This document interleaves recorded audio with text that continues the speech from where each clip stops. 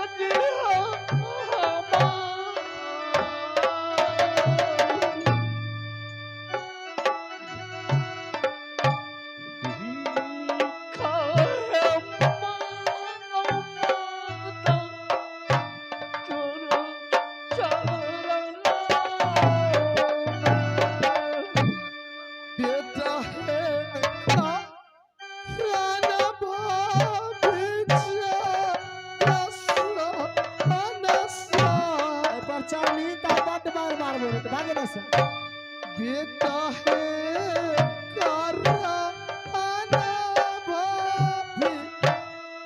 भटको दुनिया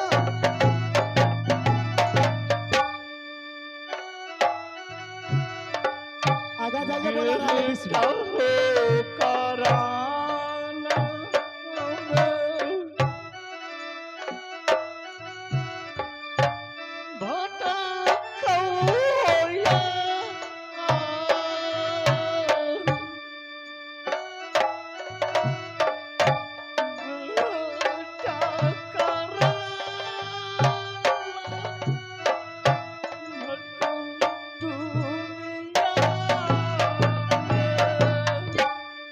जहिना पारन के बाबूजी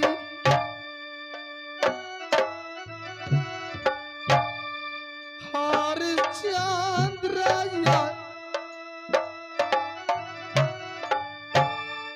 सबके पारी काछा लाई छै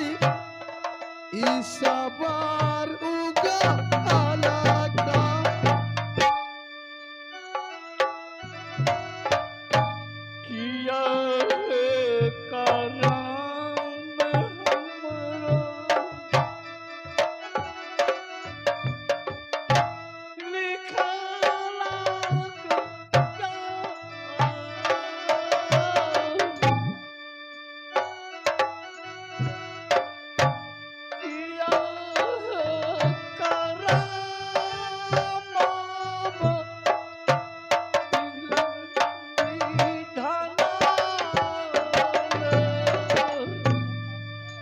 सता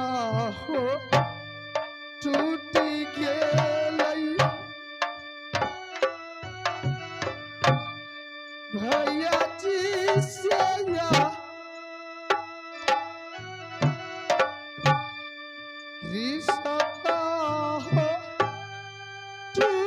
गेल भैया लासी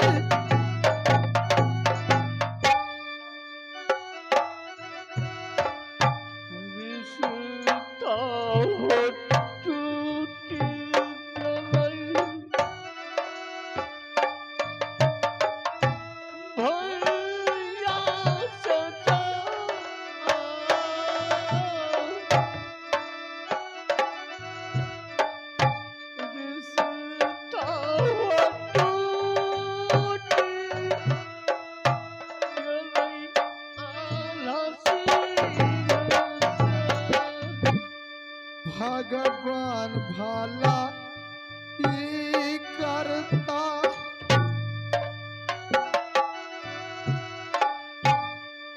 माता जी हमर भगवान भला ही करता उदर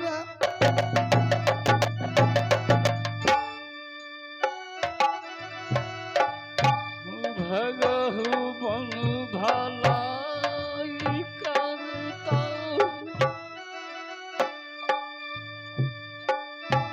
माता हवा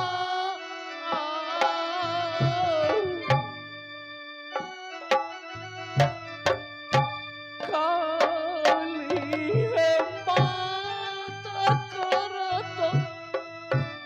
सबके भला माता या बस सुनिलियो सभा भगवान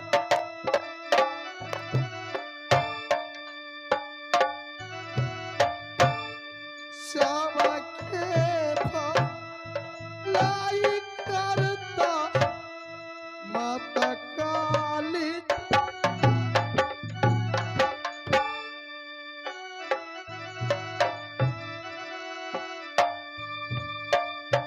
ये कहे नजार रखता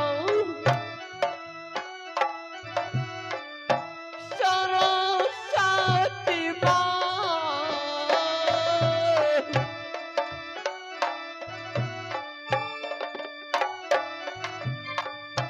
और भलाई करत लक्ष्मी भाभिया बसो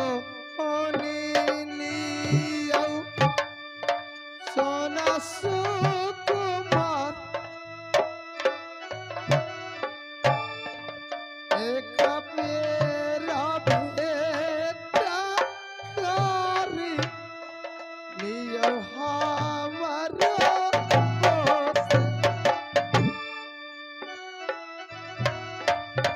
भाभी है सुनल भाभी जी सोना सुकुमार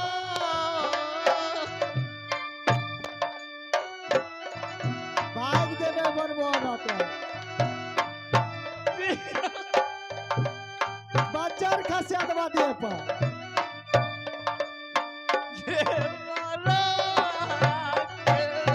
ए भाभी जी बाजार खसे लाज भेलै केला मार देल के गोतनी खबरा ए बन भाभी जी समय आएगा तो जिस तरह मैं नहीं रोता हूँ उस तरह तुम नहीं रोगी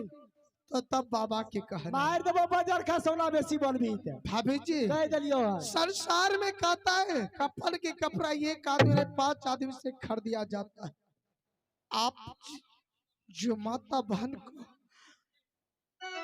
सामने गया इस ग्राम 1 रुपया 2 रुपया मैं उससे माँ काली को कहता इस सभी माता बहन बाबू भैया को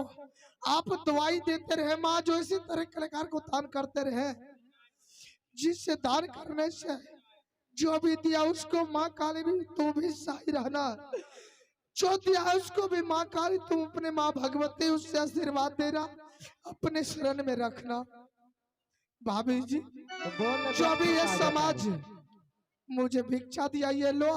आप मुझे कफन के कपड़ा खरीद कर ला दो, मैं अपने रानी बेटा को अंतिम संस्कार कर देंगे। लाज नहीं लगे छरे सामांग छो एते मोटगर छी मिल के जाने छो पुना चौक पर ये कबेरी दुखा भाभी जी बुझियो हमार, फेर ना लौटा तोरो तारा पर लौटी के नहीं मुहावा देखई है तो गालाबा के बारा रे मोर मैं नहीं आऊंगा। एक कोने सूरतिया देखई है रे भौजी सो ओलाबा एक दिन सहारा आइत। गजर खसे नहीं पर जाने ही छे भाभी है हम, भाभी जी जिस देवर पर तुमने लात चला करके दरबार से ठुकरा करके बेला रहे, एक दिन यही देवर से आसरा होगा। मार दबो अगर बगर भौजी के नाम लली दरबार से खाली कर ली मार दबो एक बुढ़वा बाप खौका लागल छे हमरा पर खून कर दबो हम एक दिन सहारा आइत, यो देवरा चला जोर दूसरा संभाला भीतर से जाए राजा रे तारा तेरे दूसरा रानी रे सोना चल जो दुश्मन जल्दी से भागना दुश्मन तोरा सामना से। गजर खसे नहीं तन बेट खौकी के बेटी एक गोतनी हमर हार जाए केना जन्मल के जे बेटा के ओकरा मार के खा गेले आ ओकरा चक्कर में रुदल देवर जे कोढ़िया के लक्ष्मणो जैसन बेटा हम इंदल कुमार से बाबा बैर के मने रहिए और कोढ़िया केना मार देल के हमरा गोतनी के देखो तू उदास भए गेले मोहब्बा की लड़ा एहो बाजा वाला आई बात पर बड़ मन खुश छे राज दरबार सब खाली हमरा एगो मोजरा लगा दो अच्छा वाला ताकि सुन के मंगन में रहे मोहब्बा की लड़ा दे हे गे आई जोगे मोजरा बाली कई दरबार पीछा में गे जा खुशी के नाई बई दुलारी गे हमरे मोहब्बा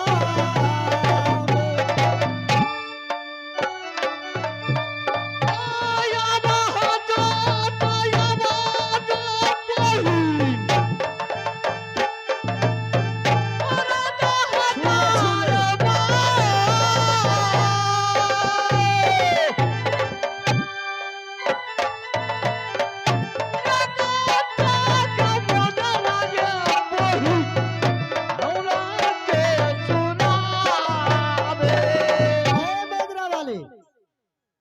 आज रात दरबार में खूब खुशी रहो क्या बात है? आज मैं बहुत खुश हूँ क्या आज बात है? ऐसा मुद्रा लगा हाँ कि रानी सोना के दिल डालकर